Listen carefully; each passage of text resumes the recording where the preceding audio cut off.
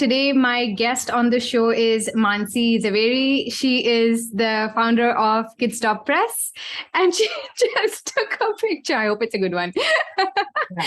And I'm so excited to have her here. I've known her now for, I want to say, 3 years, perhaps, through a common WhatsApp group that we are both members of. And rather than me say anything else, Mansi, introduce yourself, and thanks again so much for agreeing to being here today.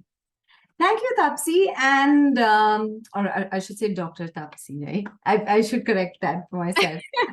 No, but for everyone listening, this is Mansi. I'm the founder of Kidsstoppress.com. I'm a marketer and consumer insights geek, and I've always been fascinated with digital marketing before I started Kidsstoppress as a platform, mom of two. Took a backpacking trip over 6 months with my 2.5-year-old to realize that Indian moms are sandwiched between the Firang way of parenting and their moms telling them, a certain way of parenting. And that's what gave birth to Kidsstoppress, which started 10 years ago and now has a digital reach of over 20 million across multiple mediums. So I'm like, Wow. I love digital as a platform. So, Mansi, are you ready to get down and dirty with us? Totally looking forward. I love getting down and dirty with Tapsi on a lot of Friday nights where we go drinking, but this one's going to be strictly professional. We'll see how well that goes. All right. So let's start with a project that you've spearheaded that you are super proud of. So I thought about this a lot, and I think it's got to be our podcast. Because I think for any marketer to know, to kind of almost see 5, 7, 10 years into the future and build it before it's a thing is what gives them a real high. And I think our podcast that we launched in 2017 is really what I'm really, really proud of. So I know you have 4 podcasts. So tell our listeners, viewers, which podcast is this? Okay, so this is our podcast, which is called the Kidsstoppress podcast, which is for parents. It's both on Apple, Spotify, and 150 other podcast stations that you can actually listen to your podcast on. But I have to tell you a story to why I started this, Tapsi, and how the whole idea of podcasting or even using audio as a medium, right? So if I always believe, and I think Oprah also said this in one of her episodes, she's like, life gives you 3 whispers, right? And you have, before they become really loud noises in your head. And I swear by this line, whether it's for starting Kidsstoppress, whether it's for starting our podcast. So 3 whispers for starting anything audio. Podcast to tabhi dimag mein tha bhi nahi, right? One was, my kids used to, when I used to drive them to the school bus stop, used to ask me questions which gave me that Joey moment, where in Friends, he feels like that encyclopedia episode where he feels like, and she asked me, like, one day I was driving, like, okay, why are all school buses yellow? And I was like, dude, I have to go back to Google. Or which was the oldest dinosaur? Or some random questions which always made me go back to Google. And I was like, dude, why don't I know these things? And I'm sure there must be 100 other parents like me who don't know these answers, right? And they're all going back to Google. Because, like when I used to drive my kids around, which I did a lot of, chaperoning them from one class to the other. And if you're living in a city like Bombay, your kids are spending a lot more time in the car than actually at home, right? Yeah. So I'm like, why are we listening to, you can't listen to radio. So back in the day, there was no Spotify or whatever to kind of say, okay, this is what my kids are going to listen to. And there was these random raunchy numbers that would play up. And I'm like, dude, this is not child friendly. So what do I listen to? Because you can't keep chatting with a child for 1 hour, one way Right. to class and back, right? So I'm like, iska kuch to karna padega. So this was a second whisper. And the third one was kids asking you to repeat stories again and again and again. So I was actually going for a 10-day trip to the US and I was like, kya karoon? Because my child doesn't eat without me saying a story. So I recorded 10 stories on an iPad. And I said, okay, every day, mother-in-law, please play this one story. And she'll not want to watch the iPad. She wants my voice narrating that story. So I'm like, okay, so this is it. And I walked, and I was already a consumer of podcasts back in 2017. So I came back, I know I was, and I always walk to work typically. So I was walking to work that morning in 2017. And I told my team, boom, we are starting podcasts because we need to explore auditory skills of the child. We need to answer these questions. The parent is troubled. Let's find a solution. And Tapsi, I didn't know anything. I didn't even know a P of podcast and how to go about it. For me, it was like, अच्छा ये करना है बस, that's the problem, how do we solve it? Yeah. So that's how the podcasts were born. Random walk from home to office, and I was like, decided I'm going to do this. But also it was driven by instinct. Yes. These three whispers that you're talking about, Yeah. right? It was there was something that was telling you needed to do it, and you decided, I'm just going to do it, and then I'll see how to optimize it. Is it working? Is it the right idea? Whatever it is, that'll come later. Let me first just go ahead and take that action. Yeah. Right? Okay. But I also feel that, with that instinct, see, if you've been in the business, you kind of know how to monetize it. You know that it's a long haul. And if you're in the content space, you know that it's a long haul. It's only a matter of taking that first step and being that first mover in the space. And Kidsstoppress as a platform is not a traditional platform. We always have been ahead in terms of whether it was videos, whether it was podcasts, whether it was subscription, knowing what our consumer needs before our consumer needs it. Because see, parenting is a very it's your first time. There's no playbook to it, right? You need to be intuitive and tell the parent, acha, now your child is 6 months, this is what is going to happen. So for me, it was literally like, hand holding the parent even before the parent needs, okay, this is what I need, you've already got it. And do you know that? Did you know this because of your own experience as a parent, or were you getting the information in somehow? Like, how are you staying one step ahead of the curve? I think it's so crazy in my scene. I love observing people. Like, I will be at a party, but I'm observing you. I'm not judgmental, but I'm observing you. And see, I think also as consumers, Tapsi, we are quite evolved than the rest. We are the top 1 percentile of the country. Usme se bhi, I think we're, and you're technically savvy, you're reading a lot more. You are a well-read individual, right? So I think observing people, being well-read, and understanding customer service very, very closely, right? Like, I've been in the service industry, so I know how customers want to be treated. So why are we not treating them the way we want to be treated, right? Right, so I think it all comes as a mixture of all of these 2 or 3 things together. Yeah. So okay. So your combination of experience and gut kind of telling you that let's launch the next phase of Kidsstoppress has to be launching a podcast. Yeah. So this was 2017, you said. Yes. So 2017, you get to the drawing board. Let's get into the nitty-gritties of it now, right? So what happened next? Did you roadmap it first? Did you have a team in place? What came right after that idea? What came was a lot of, so the team, we had a production team in-house because we were anyways doing a lot of video content. Okay. Right? So for us, it was okay now saying that, okay, how do we not only do videos, but how do we do audio as well? Then figuring out all the back end in terms of, what's important. We spent, I think, almost about 6 weeks in terms of doing research, understanding from existing readers, customers, subscribers, listen, what do you want? What are your pain points? I think for each one of us, just understanding what is, the CPP, like we call it, Kidsstoppress, whether it's Instagram, whether it's Facebook, whether it's YouTube, whether it's an article, what is your CPP? That's your customer pain point, right? What is she searching for? So how did you uncover the pain point? When you said you asked your customers, were you picking up the phone? Were you doing online surveys? What were you doing? We did a lot of physical surveys back in then because we were doing a whole bunch of offline events. We were also doing, everybody, all our registered users on site, we would ask them intuitively 2 or 3 questions. We would also break it because Kidsstoppress can be broken and sliced and diced by age, geography, milestone of a parent, right? Whether the child is 1 year old or 10 years old, we can break that up.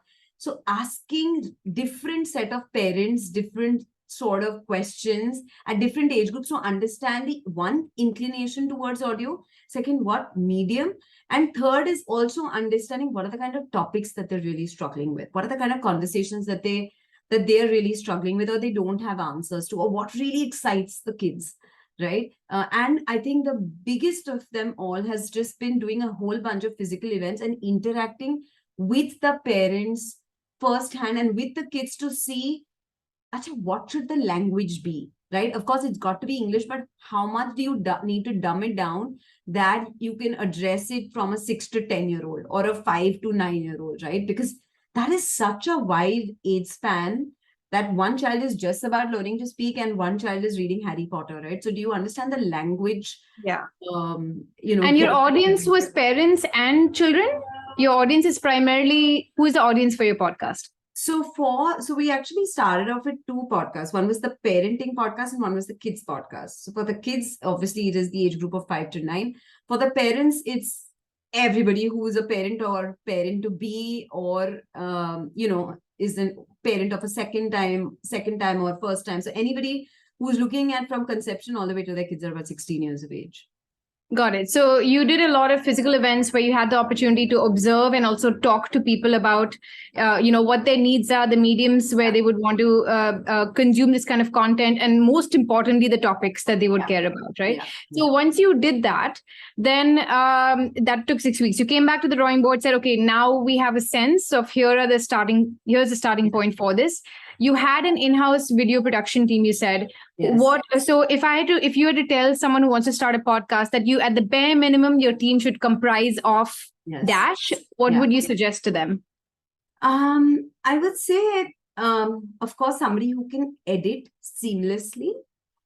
Second is somebody who understands the consumer or the listener, whatever it may be in your case, and somebody who understands distribution very well. Because podcasts, there are so many podcasts, and especially in the last 2 years, it's like, there was a movie called Maybe Madhuri Dixit back in the day.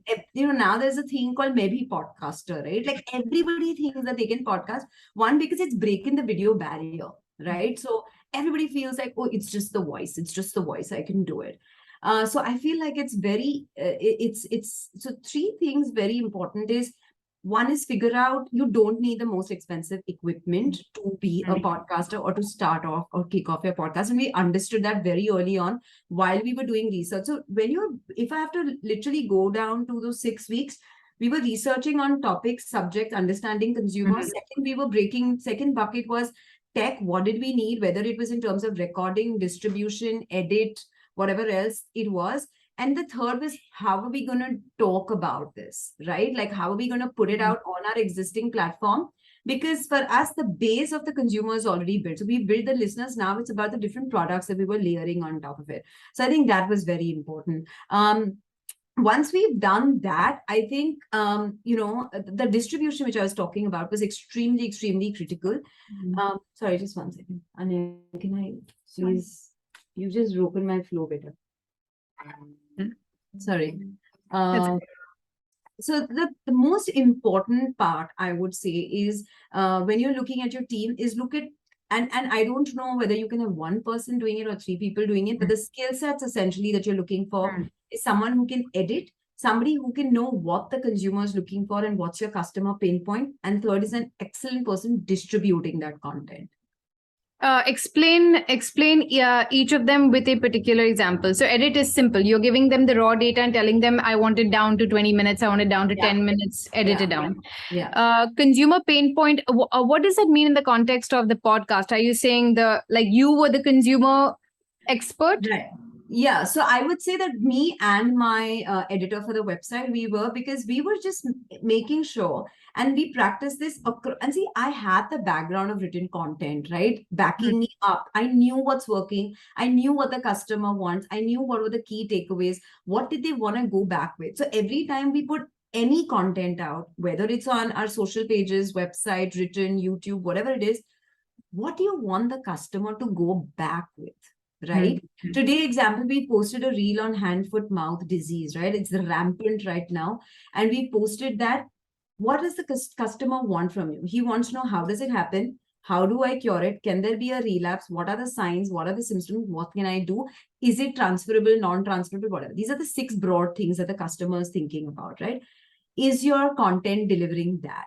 Even when you are recording a podcast, the audience can, the speaker can be meandering and go into the woods and wherever, but how do you bring them back to Yeah. give your customers in those 7 minutes or 10 minutes, those 3 things that they can take back with? Because when they go back with those 3 things, they will come back. So you need Got it. somebody who can give you those cut points or those sharper edits, telling the editor, I need from here to here because this is what my reader Basically, the or producer, someone who can say absolutely. this is the story we need to tell at its Yes, a at its storyteller. essence. I think more than a person who understands customer pain point, I think is a The storyteller. You storyteller. Makes yeah. sense. And what about distribution? What do you mean by distribution? This is the most critical thing, Hapsi, because the other two can be addressed, but distribution is important because which are the platforms you're going to be distributing on? What is going to be your distribution strategy? Understanding analytics, whether it's Apple, whether it's Spotify, whether it's a third platform, whether it's social media that's driving, or whether it's your website that's driving, whether it's WhatsApp that is driving, right? And distribution, even in terms of collaborations, because you can't be a podcaster speaking to the universe and lying on a high chair and saying, okay, I'm speaking, everybody listen. Yeah. Need to, your guest is just as important. So distribution also involves the right kind of guest to bring on because collaborations will increase reach, right? Yeah. So that is important. Distribution on social media, like how are you going to tell people, I have a product, please take a look at it. I think distribution is somebody who's got to be an ace salesperson who can get it across networks, get it across people, and drive listenership for you. So how did you find a distributor? So I was again very fortunate that I had a team, because we were already doing business for Kidsstoppress. So it was only a matter of, getting somebody, and also, on Kidsstoppress. And I think as we're evolving, everybody's somewhere becoming a generalist, right? You may be a specialist, but you're also a generalist in many ways because we are all trying to do, like, as an entrepreneur, you're also trying to do LinkedIn, you're also trying to be a researcher, you're also trying to, host this podcast. We're all wearing multiple hats all the time. Like, you may have a domain, like I will be saying that I wouldn't say a parenting expert for sure, but I'm in the parenting niche. But today, Tapsi, as entrepreneurs, we're all extremely capable of running this company alone. I'm sure you can do it. I'm sure I can do it. It's just we choose not to do it because we want to be at a certain scale. But I'm sure there's every aspect of your business where you have a playbook in place, which push comes to shove, if you need to do it all alone, you will be able to do it. Push comes to shove, if you are ground zero and you're starting all over again, and you've got 20 people joining your team today, so that playbook will help all those 20 people start off. Got it. So your distributor was in-house. Basically, what you're saying is you had someone inside who intuitively understood how this needed to get out there into the world. And it's also, listen, we're talking of 5 years ago and we're talking of podcasts, right? There was no playbook. So in many ways, I'm using my own experience as a marketer to say, okay, what's the distribution going to be? So to answer your question, you need somebody who can run with some of your your skill sets or your direction as well, right? Because also 5 years ago, not many 20-year-olds or 30-year-olds were listening to podcasts. Correct. Because you're a consumer of the product, for you to design or devise that playbook is far simpler than I couldn't hire Tapsi a podcast distribution specialist back in the day. Right. But if you gave me that choice today, perhaps I could. But back in the day, not happening. So let's talk about budgets. So you had this, this people who fill these 3 skill sets for you.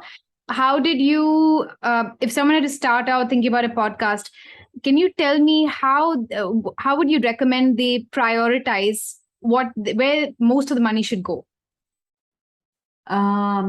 I would say the recording and so today, unlike 5 years ago, a lot of it can be done digitally, right? Through a lot of apps, through a lot of podcast specialists recording app. So you literally rendered devices like a microphone or a specialist camera or a specialist recording Yeah. studio, etc. You made a lot of them redundant. But so that's a great advantage. I know, like, we were deliberating even back in the day to buying a professional microphone, and Yeah. it was costing, and again, Amazon wasn't the Amazon, so a lot of it had to be imported and stuff, and it was expensive. But I would say that if you're really budgeting for it, invest in great products which are digital, which are apps or recording apps or podcast specialist apps that exist today.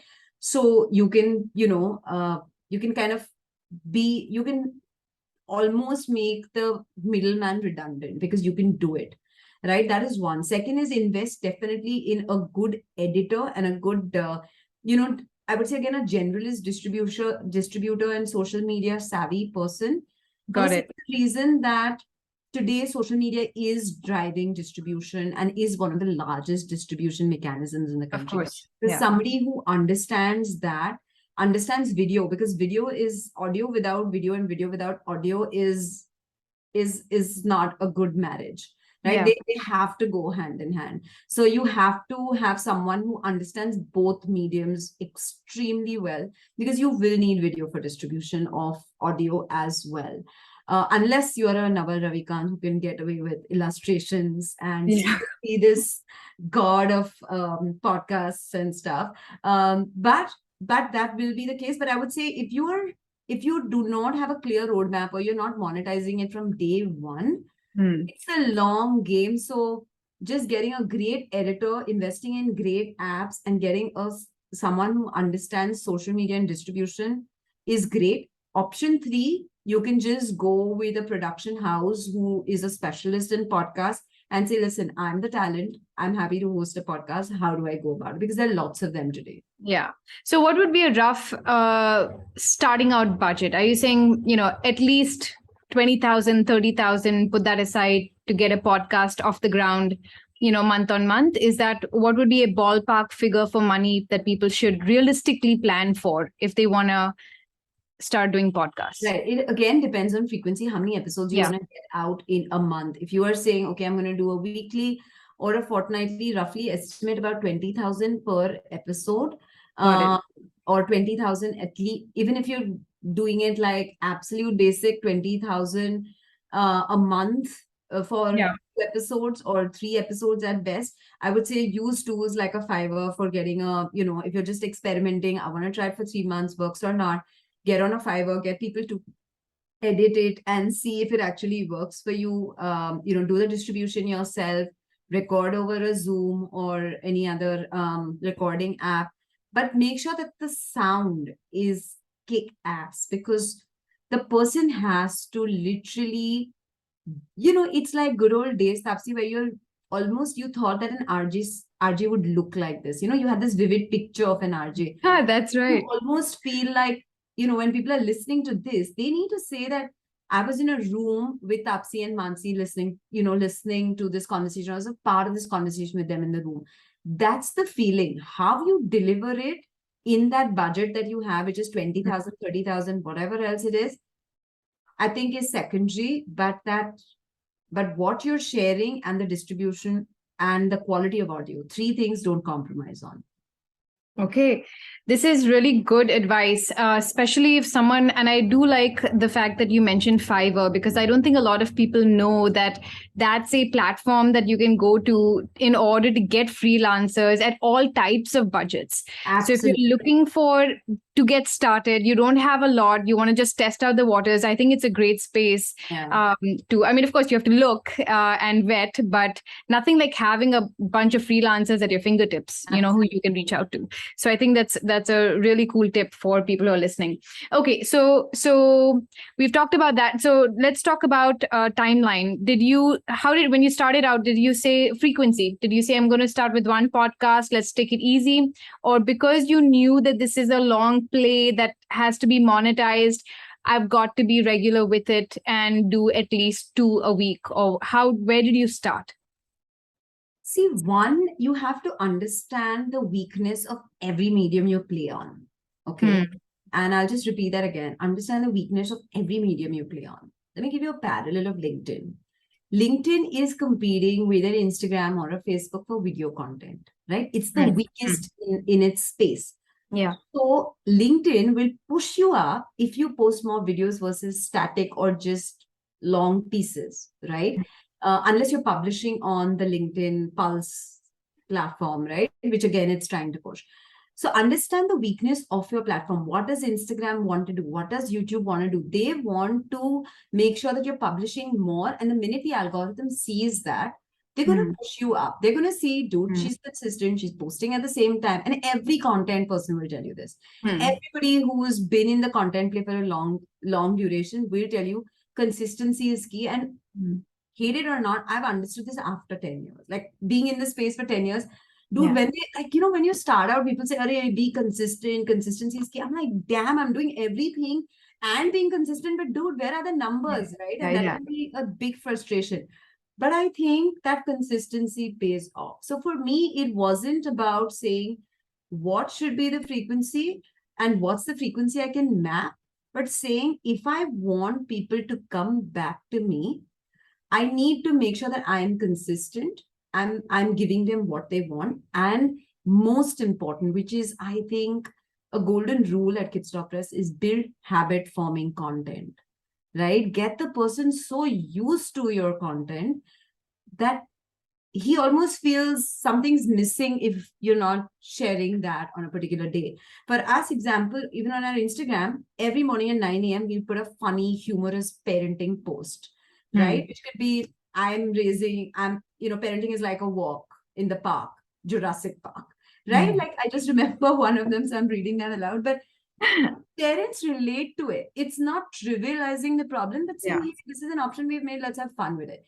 Now, if we don't post at a particular time at 9, and even if it's 9:03, our DMs will be flooded. Hey, you haven't posted it today. Or, when your posts are coming back to you as WhatsApp forwards, or they become display pictures of people, or they become screensavers of people, you build habit forming content, right? They remember you by the content that you posted. So the reason I'm mentioning this is if it becomes almost, and people who listen to podcasts, they're bound by habit. Like I look forward to going for a morning walk so I can listen to a podcast. Also understand what your consumers bundling your product and service with, right? So that becomes very, for me, it was okay. Is the mother listening to it when she's walking alone in the evening on her evening walk? Is the child listening to it on the way going to a class? So let's release it at 4 p.m. on a Tuesday, right? Or is the child walking, is the mother playing it aloud when the child is going to school? So that drive in the morning from 7 to 7:15, can we release a new episode? Because that's the school drop-off time.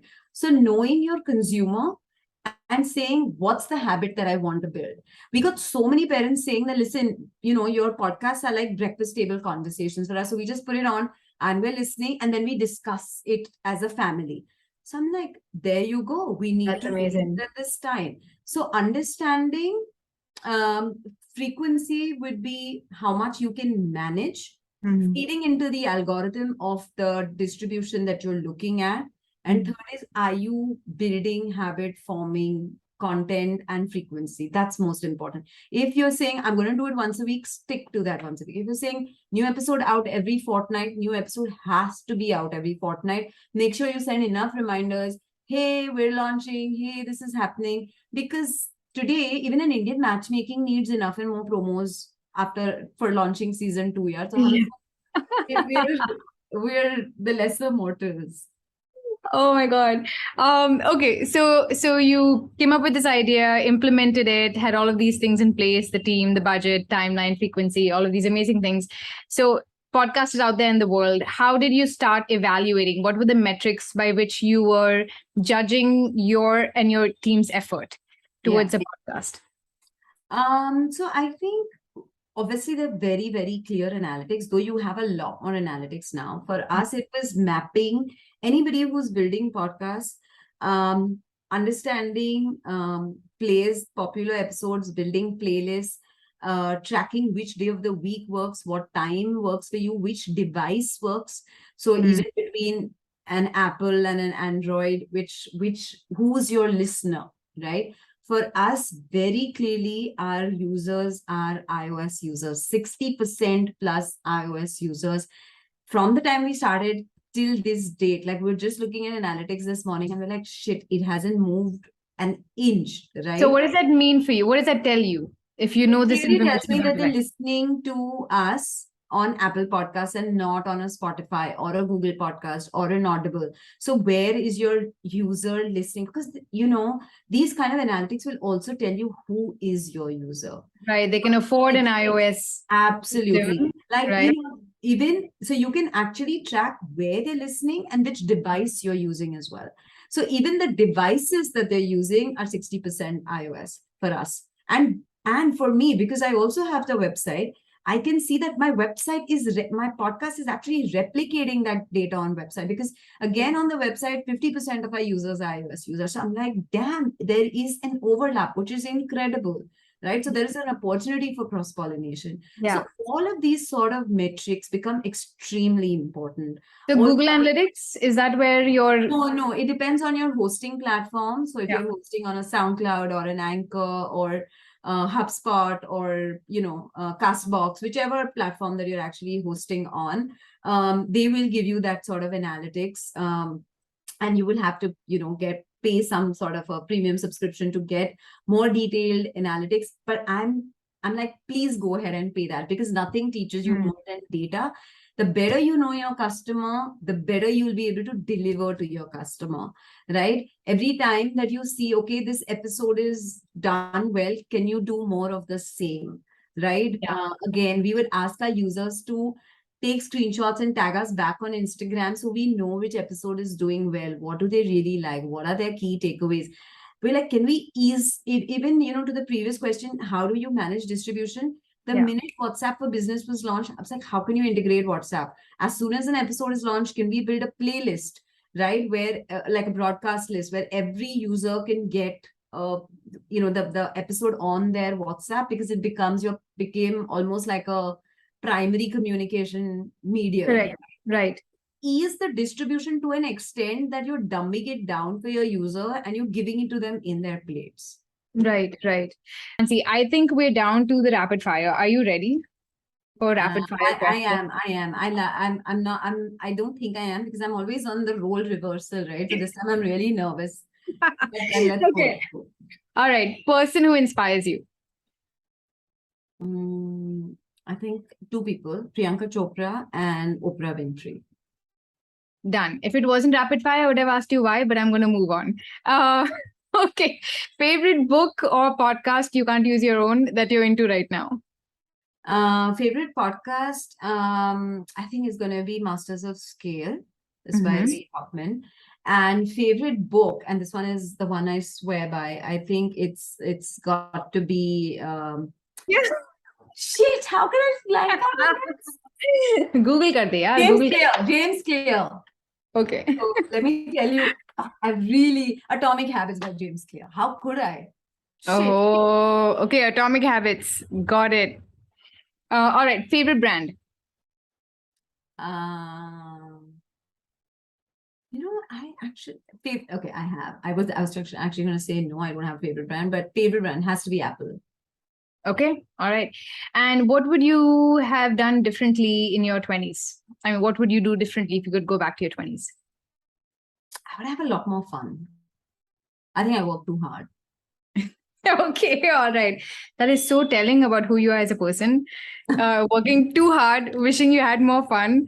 But I have seen you have fun, Mansi. So I know that it's right there. Latent energy is there. Thanks so much for sharing your gyan with us. It's been super helpful in demystifying what it takes to launch a podcast, lessons learned, everything from budget to timeline to things to keep in mind. I think the big takeaways here are about focusing on distribution, focusing on good sound quality equipment, and deeply understanding the customer pain point so that you're delivering content that's going to be habit forming. I think I've kind of summarized it over there. So thanks again for your time, and have a good one. Good evening. Thank you. Thanks for having me, Tapsi. All right. Bye, Mansi. Bye. See you.